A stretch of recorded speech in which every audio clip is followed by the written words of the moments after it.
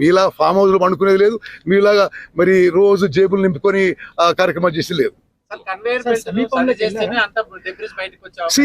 హరీష్ రావు సలహా అవసరం లేదండి. హరీష్ రావు కంటే 100 రెట్లు అనుభవం ఉన్న వాళ్ళు ఈ ప్రాజెక్ట్ మీద పనిచేస్తారు. ఆయన ఏదో వచ్చి అంత నాకు తెలిసినట్టు ఎంత మట్టి తీయాలి, ఏడ కన్వేయర్ పెట్టి పెట్టాలి, ఏం టెక్నాలజీ పెట్టాలి, ఆయన సలహా అవసరం లేదు. ఆయన సలహా ఉండి సరిగ్గా పనిచేస్తే ఈ ఎస్ఎల్బిసి ప్రాజెక్ట్ పూర్తి చేయాల్సింది. వదిలిపెట్టిపోయి ఈరోజు ఉచిత సలహాలు అవసరం లేదని చెప్పండి వాళ్ళకి.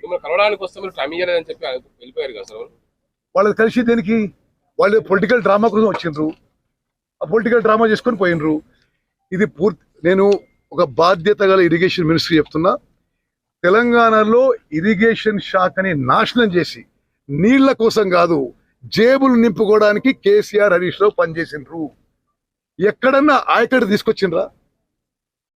ఎక్కడన్నా ప్రాజెక్ట్ పూర్తి చేసిండ్రా? ఈ ప్రాజెక్ట్ ఎందుకు పూర్తి చేయలేదు? దేవాదులు ఎందుకు పూర్తి చేయలేదు? పాలమూరు రంగారెడ్డి ఎందుకు పూర్తి చేయలేదు? సీతారాం సాగర్ ఎందుకు పూర్తి చేయలేదు? కట్టిన కాళేశ్వరం ఎందుకు కూలిపోయింది? సిగ్గుండాలి మాట్లాడడానికి.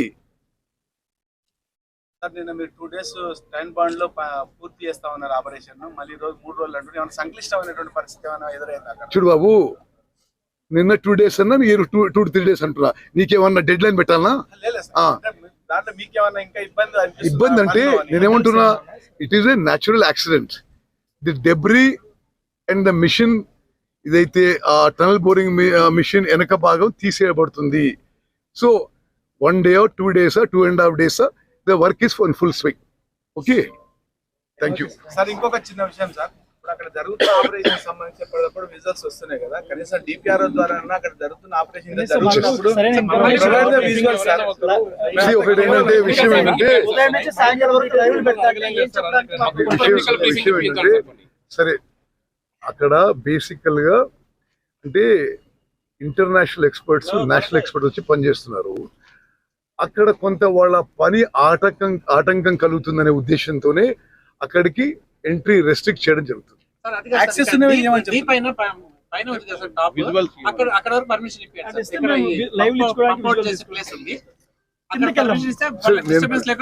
I will talk to the concerned officials and try to solve it. Technical evidence. No, see, why are you concerned about technical deep inside what is it? Misinformation is there, sir. To conquer the misinformation, we need to get. See, one thing I can tell you. Okay.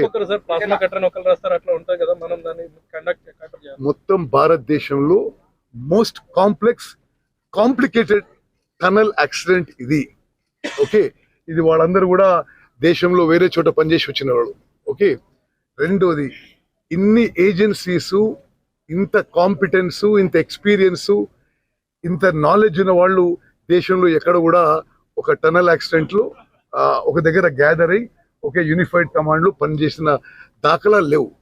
ఇటువంటి చోట వచ్చి వాళ్ళు selfless గా వాళ్ళ ప్రాణాలు risk చేస్తూ పనిచేస్తుంటే ఎవరో వచ్చి ఉచిత సలహాలు ఇవ్వడం ఇది సరైన విషయం కాదు. ఆ యాక్సిడెంట్ సైడ్ పోతుంటే దారిలో అరెస్ట్ చేసి పోలీస్ స్టేషన్లో పెట్టిండ్రు. వాళ్ళు ఏ విధంగా ప్రవర్తించిండ్రు, మేము ఏ విధంగా ప్రవర్తిస్తున్నాం. దేవాదుల ఫేజ్ 3లో చలివాగు కింద టన్నల్ నిర్మాణం చేస్తుంటే 7 మంది చనిపోతే ఆ స్కెలిటన్స్ 5 ఏళ్ల తర్వాత దొరికినాయి. 5 ఏళ్ల తర్వాత హరీష్ రావు ఎప్పుడైనా మాట్లాడిన ఆ విషయం? మరి వాళ్ళు ఈరోజు ఏదో పెద్ద పెద్ద మాటలు మాట్లాడతారు. కాళేశ్వరం ప్రాజెక్టులో అంటే అది దేవాదుల ఫేజ్ 3. కాళేశ్వరంలో టన్నల్ కూలిపోతే 6 చనిపోతే అసలు దానికి ఎవరు జవాబు చెప్పేది లేదు, ఎవరు అడిగేది లేదు, ఎవరు ఆన్సర్ చేసేది లేదు.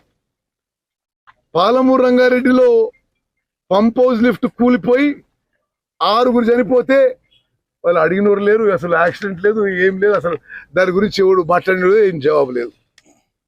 మరి అదే విధంగా మాసాయిపేటలో 25 మంది పిల్లలు కేసీఆర్ ఫామ్ హౌస్ దగ్గర చనిపోతే ఒక్కరిని ఒక టిఆర్ఎస్ నాయకుడు, ఒక ముఖ్యమంత్రి, మంత్రి పరామర్శించలేదు. అదేవిధంగా కొండగట్టు బస్ ప్రమాదంలో 64 మంది చనిపోతే ఒక్కరిని ఒక టిఆర్ఎస్ నాయకుడు, ఒక టిఆర్ఎస్ మంత్రి, ఒక ముఖ్యమంత్రి పరామర్శించలేదు. ఇది వీళ్ళ ఘనత. వీళ్ళు వచ్చేదో పెద్ద పెద్ద మాటలు మాట్లాడుతున్నారు. వీళ్ళు చేసిన జగన్మోహన్ రెడ్డి కుమ్మక్కై ప్రగతి భవన్ లో విందులు విలాసాలు చేసుకుంటుంటే జగన్మోహన్ రెడ్డి కృష్ణా నది మీద అక్రమంగా ప్రాజెక్ట్ కట్టేసి కృష్ణా నదిలో తెలంగాణకి అన్యాయం జరుగుతుంటే గత బీఆర్ఎస్ ప్రభుత్వము గత బీఆర్ఎస్ ఇరిగేషన్ మంత్రులు హరీష్ రావు కేసీఆర్ వాళ్ళని చెప్పి మనం చేస్తున్నాం. అదేవిధంగా పాలమూరు రంగారెడ్డి ప్రాజెక్టుకి వాళ్ళు ఎలక్షన్ల ముందు వచ్చి ఒక్కరోజు ఒక పంప్ ఆన్ చేసి అది మళ్ళీ బంద్ చేసి వెళ్ళిపోయారు. అంతకన్నా ఏం చేయలే. 27,500 కోట్లు ఖర్చు పెట్టిండ్రు. ఒక్క ఎకరాన్ని కూడా ఆయకట్టు తీసుకురాలే. ఈ ప్రాజెక్టు కూడా ఇప్పుడు వీళ్ళు చెప్తున్నది కూడా మరి జగదీష్ రెడ్డి గారు మంత్రి ఉండి ఈ ప్రాజెక్ట్ కి కరెంట్ కట్ చేస్తేనే డీవాటరింగ్ చేయక పనులు ఆగిపోయినాయి.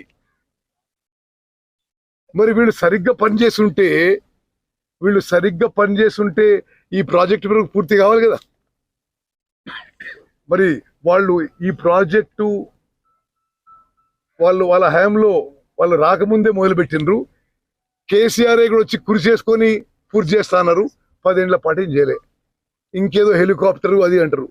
నేనే పైలట్ని, నేనే అనేక సందర్భాల్లో అనేక విమానాలను తోలుకు తిరిగినాం. మాకేం హెలికాప్టర్లో తిరగాలనే షోకేం లేదు. మేము ఈ పని మీద మీకు చాలా స్పష్టంగా చెప్తున్నా మీడియా మిత్రులారా, భారతదేశంలో అంతర్జాతీయంగా టనల్స్ విషయంలో, టనల్ యాక్సిడెంట్ విషయంలో ఎవరైతే ఎక్స్పర్ట్స్ ఉన్నారో, ఎవరైతే అత్యంత అనుభవం ఉందో వాళ్ళందరినీ తీసుకొచ్చి ఒక 11-12 మంది ఏజెన్సీస్ని ఒకే ఒక యూనిఫైడ్ కమాండ్లో సమర్థవంతంగా మా ప్రభుత్వం ఈ రెస్క్యూ అండ్ రిలీఫ్ ఆపరేషన్ నిర్వహించింది. ఈ బీఆర్ఎస్ నాయకులు మాట్లాడిన మాటలన్నీ పచ్చి అబద్ధాలు. అవి తీవ్రంగా ఖండిస్తాం. సార్ ఎట్లా ఉంది సార్ ఎగ్జాక్ట్ సిచ్యువేషన్? ఇప్పుడు ఎలాంటి పరికరాలు వాడుతున్నారు అక్కడ? ఇప్పుడు దేశంలో అత్యాధునికమైన మరి plasma cutters, best possible cutters తీసుకొచ్చి ఆ వెనకున్న శిథిలాలు తీసేస్తున్నాము. ఆ డెబ్రీ మట్టి కూడా తీసేసే పనిలో ఉన్నాము. మేము అందుకోసమే మీకు మాటిస్తున్నాము, 2-3 రోజుల్లో ఈ రెస్క్యూ అండ్ రిలీఫ్ ఆపరేషన్స్ పూర్తయితాయి.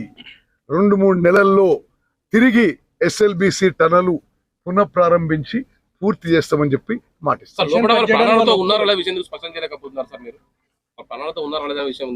వాళ్ళతో ఇప్పటి వరకు కాంటాక్ట్ ఎస్టాబ్లిష్ కాలేదు. మిషన్ కట్ చేయడానికి కంపెనీ ఒప్పుకోలేదు, అందుకే ఆలస్యమైంది అనడం మీరు లేదు. ఇప్పుడు ఆ మిషన్ కట్ చేయాలన్నా, డెబ్రీ ఎట్లా తీయాలి, హరీష్ రావు కంటే మరి ఈ దేశంలో ఎక్కువ మంది ఎక్స్పర్ట్స్ ఉన్నారు. We're going by bigger experts then Harish Rao and Jagadish Reddy and Niranjan Reddy. వాళ్ళకే తెలివితేటలుంటే ఈ ప్రాజెక్ట్ ఇప్పుడు పూర్తయ్యేది. వాళ్ళు ప్రాజెక్ట్ అసంపూర్తిగా వదిలిపెట్టి ఈ రోజు వచ్చి అసలు ప్రాజెక్ట్ కూలిపోవడానికే కారణం వాళ్ళు. If they are not left it in the state, it would been over and we'd got 30 TMC water. Today ఏదో పొలిటికల్ డ్రామా చేయడం తప్పితే మరొకటి లేదు. 12 ఏజెన్సీలు ఉన్న విభాగాలను వాళ్ళు సమన్వయం చేయడంలో ప్రభుత్వం విఫలమవుతారు. అందుకని పనులు జాప్యం జరుగుతుంది. ఈ మొహాలకి అంతకంటే విమర్శించడం ఇంకోటి లేదు. అంటే భారత సైన్యాన్ని వాళ్ళు ఇన్సల్ట్ చేస్తుండ్రా? ఇండియన్ నేవీ కమాండోస్ ఇన్సల్ట్ చేస్తుండ్రా? బార్డర్ రోడ్స్ ఆర్గనైజేషన్ ఇన్సల్ట్ చేస్తున్నారా? అందరూ ఒక యూనిఫైడ్ కమాండోస్, అందరూ కూడా ఒక యూనిఫైడ్ కమాండ్ లో సమర్థవంతంగా పనిచేసి